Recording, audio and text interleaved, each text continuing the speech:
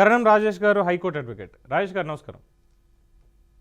So BNS 118 ప్రకారం ఇక్కడ హైదరాబాద్లో కేసు అయితే నమోదు చేశారు, విచారణకు రమ్మని చెప్పారు. అట్ ద సేమ్ టైం అక్కడ తిరుపతిలో చూస్తే అక్కడ జర్నలిస్టుల మీద వాళ్ళు ఈ Sri Vidyanikethan international school or Mohan Babu university ప్రాంతానికి సంబంధించినటువంటి వాళ్ళు దాడులు చేశారు. అక్కడ మాక్ డ్రైవ్ చేస్తున్నారు. ఘటన ఏం జరిగింది, అసలు అక్కడ స్కూల్ ఎలా ఉందో చూపించేటువంటి ప్రయత్నం చేస్తే వీడియో జర్నలిస్టుల మీద, అక్కడ చేసినటువంటి రిపోర్టర్ల మీద దాడులు చేశారు. అతనికి వినికిడి శక్తి పూర్తిగా కోల్పోయింది. ఇప్పుడు ప్రభుత్వాలు సర్టిఫికెట్లు ఇవ్వాలి, వికలాంగుడు అని చెప్పి ఒక సర్టిఫికెట్ ఇవ్వాలి, దాని పరంగా ఏమైనా తీసుకోవాలంటే పూర్తి ఆరోగ్యంతో ఉన్నటువంటి ఒక వ్యక్తిని అనారోగ్యం పాలు చేశారు అక్కడ ఉన్నటువంటి వాళ్ళు. సో దీని ఇంటెంట్ అక్కడికి రాకూడదు అని చెప్పి చేసినప్పటికీ దాని ఓనర్స్ దీని రిపర్కషన్స్ అనుభవించేటువంటి అవకాశం ఏమైనా ఉందా? తిరుపతిలో కూడా వీళ్ళ మీద కేసులు ఏమైనా పెట్టొచ్చా? డెఫినెట్లీ అండి. నిన్న మీడియా మీద జరిగిన దాడికి మాత్రము not only BNS 118 attempt to murder అనే కేసు కూడా బుక్ చేయాలని నేను డెఫినెట్ గా అది మనకు చెప్తుంది క్లాజ్ అనేది. ఎందుకంటే ఆ మైక్ అనే ఆబ్జెక్ట్ షార్ప్ గా కూడా ఉంది. అవును, దేర్ ఇస్ ఎ ప్రాబిలిటీ ఒకవేళ ఇన్వెస్టిగేషన్ మీరు అటెంప్ట్ టు మర్డర్ కేసులో కూడా మీరు వెళ్ళొచ్చు యాక్చువల్ గా. కానీ డెఫినెట్ గా మనకు సెక్షన్ BNS 118 ఏమని చెప్తుందంటే voluntary causing hurt or grievous hurt by dangerous weapon or means. Dangerous weapon అంటే ఆ మైక్ లో ఉన్నది షార్ప్ ఆబ్జెక్ట్ కాబట్టి అది డేంజరస్ వెపన్ కిందికి కూడా వస్తుంది యాక్చువల్ గా. ఇవన్నీ కూడా non bailable offences. Cognizable and non bailable అంటే ఫస్ట్ తీసుకుపోయి జైల్లో పెట్టాలా, మాట్లాడాలి. There has to be no provision of 41 CRPC. Arnesh Kumar versus state of Bihar చెప్తున్నా, అంటే ఊకోకు అరెస్ట్ చేయొద్దు అని చెప్తున్నా. Arnesh Kumar versus state of Bihar judgment లో కూడా ఇలాంటి వ్యక్తితో ఉన్న పర్సన్స్ ని అరెస్ట్ చేయొచ్చు అని చెప్తూనే ఉంది. అంటే ఏంటిది, మామూలుగా సంఘానికి ఇలా ఎగ్జాంపుల్ గా నిలిచే వాళ్ళని అరెస్ట్ చేయొచ్చు అని క్లియర్ గా చెప్తుంది. ఆయన హాస్పిటల్లో ఉన్నా సరే ఇంకెక్కడున్నా సరే డెఫినెట్ గా లా ప్రకారం అయితే అరెస్ట్ చేయడానికి ప్రొవిజన్స్ ఉన్నాయి. And attempt to murder section కూడా మనకు ఒక ఇన్వెస్టిగేషన్ ఒకనొక యాంగిల్ ఆలోచిస్తే పెట్టొచ్చు. ఓకే, బట్ ఇది కంప్లీట్ గా లీగల్ గా. బట్ కమింగ్ టు ఎథికల్ గా వచ్చినప్పుడు మాత్రం ఇది 100% 100కి 1000% తప్పండి. ఎవరికున్నా అన్ని పంచాయతీలు చిరంజీవి గారికి లేవా? ఇంతకుముందు ఒక 10 years బ్యాక్ పంచాయతీ లేవా? ఆయన సాల్వ్ చేసుకునే విధానం ఏంటి? ఆయన మీడియా ముందుకు వచ్చి ఎంత పద్ధతిగా ప్రాధేయపడ్డారండి. అంతెందుకు last month Konda Surekha versus Nagarjuna, ఆయన ఇక్కడ ఏమైనా మీడియా వారికి దాడి చేశారా? లేదు కదా. ఎంత పద్ధతిగా ఆయన లీగల్ గా మనోరంజన్ కాంప్లెక్స్ కి వెళ్ళి డిఫర్మేషన్ వేసుకుని దేర్ ఈజ్ అ ప్రొవిజన్. అయ్యా నేను అదే చెప్తున్నా, ఏ ఇంట్లోనైనా మట్టిపోయే ఉంటది అయ్యా, ఎవరి ఇంట్లో బంగారు పొయ్యిలు ఎవరు ఉండవు. అందరి ఇంట్లో, ఇప్పుడు మీరు యాంకర్ ఇంట్లో, మీ ఇంట్లో కూడా ఏదో ఒక యాంగిల్లో చిన్నదో పెద్దదో లీగల్ ఇష్యూ ఉంటది 100%. అంతేగాని మిమ్మల్ని మాత్రం హీరోలుగా చూపించడానికి మీడియాలు కెమెరాలు కావాలి. మీరు ఇలాంటి సందర్భంలో what is your original character చూపించడానికి మాత్రం మీడియా కెమెరాలు అవసరం లేదంటే you are not a hero, you are a complete a big zero అని చెప్పొచ్చు యాక్చువల్ గా. ఓకే, సో నిన్న జరిగినటువంటి దాడి ముఖ్యంగా నిన్న జరిగినటువంటి దాడిలో చూస్తే సీనియర్ జర్నలిస్ట్ రంజిత్ గారు స్వామి మాలలో ఉన్నారు, ఒక దీక్షలో ఉన్నారు. ఆ దీక్షలో ఉన్నటువంటి వ్యక్తిగా లేదు ఒక మామూలు మనిషిగాని తీసుకున్నప్పటికీ కూడా డాక్టర్లు ఇచ్చినటువంటి రిపోర్ట్ ప్రకారం చాలా సీరియస్ అండ్ సివియర్ ఇంజరీ జరిగింది. అది ఏమాత్రం కొంచెం అదుపు తప్పున్నా కూడా ప్రాణం పోయేది అని చెప్పారు. ఎస్, అందుకే అంటున్నాను నేను attempt to murder section compulsory పడాలి. ఇక్కడ పోలీస్ వాళ్ళు కూడా ఏదో సింపుల్ గా BNS 118 పెట్టి తప్పించుకునే ప్రయత్నం చేస్తున్నారు. దీని మీద 100% అటెంప్ట్ టు మర్డర్ అనే సెక్షన్స్ కూడా పెట్టాలి యాక్చువల్ గా.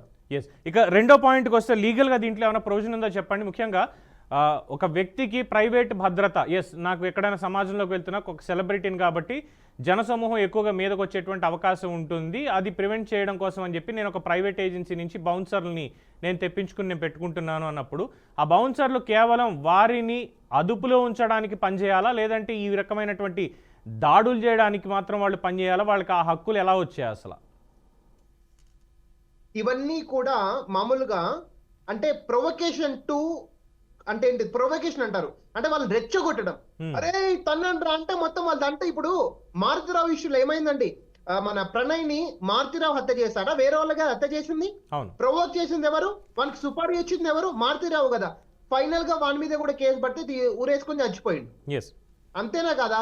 ఇప్పుడు ఇక్కడ కూడా ఎవరైతే ప్రొవోక్ చేస్తారో వాళ్ళు కూడా కాజ్ ఆఫ్ యాక్షన్ లో అక్యూజ్డ్ కిందకి వస్తారు. రాజేష్ గారు ఒక్కసారి హోల్డ్లో ఉండాలి. మా రిపోర్టర్ క్రాంతి హైదరాబాద్లో లైవ్లో అందుబాటులో ఉన్నారు. ఒకసారి అప్డేట్ తీసుకుందాం వాళ్ళ దగ్గర. క్రాంతి, ఏంటి ప్రజెంట్ అక్కడ జరుగుతున్నటువంటి సిచ్యువేషన్?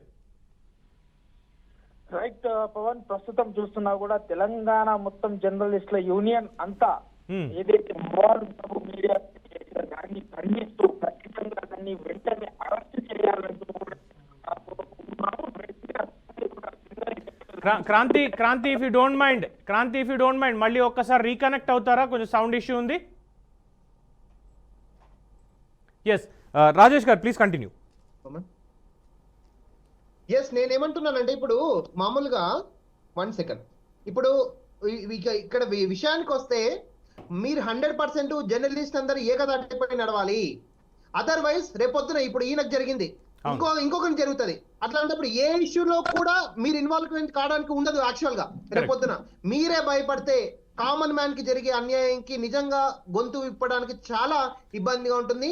అందుకే చెప్తున్నాను, పోలీస్ వాళ్ళకు సెక్షన్ 109 ఆఫ్ బిఎన్ఎస్ ఇమ్మీడియట్ గా యాడ్ చేయాలి. దాని మీద ఇన్వెస్టిగేషన్ జరిగితే తప్ప నిజమైన ద విక్టిమ్స్ కి న్యాయం జరగదని కోరుకుంటున్నాను. యాక్చువల్ గా మీరన్నట్టు డెఫినెట్ గా జర్నలిస్టులకి మాకు ఈ భావ ప్రకటన స్వేచ్ఛ అనేది మా 4th ఎస్టేట్కి అయితే డెఫినెట్గా లేదు. మా ఇష్టం వచ్చింది మేము మాట్లాడడానికి లేదు. ఏదైతే వార్త ఉందో మేము అదే చూపించాలి తప్ప ఊహాగానాలని ఇంకోటి అని చెప్పి అదే నిజం చెప్పడానికి కూడా లేదు మాకు. ఎస్, నేను అదే ఇప్పుడు ఏ జర్నలిస్ట్ అయినా ఫ్యాక్ట్స్ తీసుకొని ముందర పెడతారు. అండ్ వాళ్ళకి ఇంకొక రైట్ ఉంది, అనాలిసిస్ చేసే రైట్ ఉంటుంది. అంతేగాని కంక్లూజన్ చేసే రైట్ అయితే ఎవరికి ఉండదు. అంటిల్ అండెస్ న్యాయస్థానానికి మాత్రమే కంక్లూజన్ చేసే రైట్ ఉంటుంది. మీరు ఏదైనా ఇన్సిడెంట్ పొలిటికల్ గా అనాలిసిస్ చేసుకోవచ్చు. ఎగ్జిక్యూటివ్ ని ఇప్పుడు ఎవరైనా లంచం తీసుకుంటే దాన్ని అనాలిసిస్ చేసుకోవచ్చు. కానీ you can only analysis, but you are going for not conclusion. Actual గా ఇందాక కాంగ్రెస్ పార్టీ లీడర్ కూడా అన్నట్టు చెప్పారు. యాక్చువల్ గా మీడియా అనేది 4th ఎస్టేట్. ఎప్పుడైతే ఇప్పుడు ఒక ఇల్లుకు 4 పిల్లలు ఎలాగో legislative, executive, judiciary and 4th pillar ఎట్టారో, ఒక పిల్లర్ కి దాడి జరిగితే టోటల్ ఎంటైర్ సిస్టమ్ కూడా కొలాప్స్ అవడానికి అవకాశం ఉంది. మళ్ళీ బంగ్లాదేశ్ పరిస్థితులు కూడా ఇండియాలో రావడానికి ఎంతగానో ఆస్కారం లేదు. ఇట్లాంటి మీడియాకి మీరు అస్సలు ఊరుకోవద్దు. డెఫినెట్ గా ఇందాక మీరు చూస్తున్నారు, తిరుపతిలో ఒక బ్యానర్ ఇచ్చారు Mohan Babu with photo, dream believe achieve అని. ఇప్పుడు Mohan Babu dream believe achieve. ఇప్పుడు దేన్ని డ్రీమ్ చేయాలయ్యా? ఇప్పుడు అంటే యువత గాని ఇప్పుడు 79 ఏళ్ల కురవృద్ధిని నువ్వు యూజ్ చేసుకొని నువ్వు ఒక ఎక్స్ ఎంపీవి, మెంబర్ ఆఫ్ పార్లమెంట్ వి, నిన్ను అప్కమింగ్ రాజకీయవేత్తలు గాని సినిమా ఇండస్ట్రీ గాని దేన్ని బిలీవ్ చేయాలి? నిన్ను బిలీవ్ చేయాలా? నీలాంటి వాళ్ళని బిలీవ్ చేస్తే వాళ్ళు మూవీ ఇండస్ట్రీలో ఒప్పుకుంటారా? డ్రీమ్ ఏం చేయాలి? నీలాగా మీడియాపై దాడి చేయాలని డ్రీమ్ చేయాలా? ఏం అచీవ్ చేయాలి?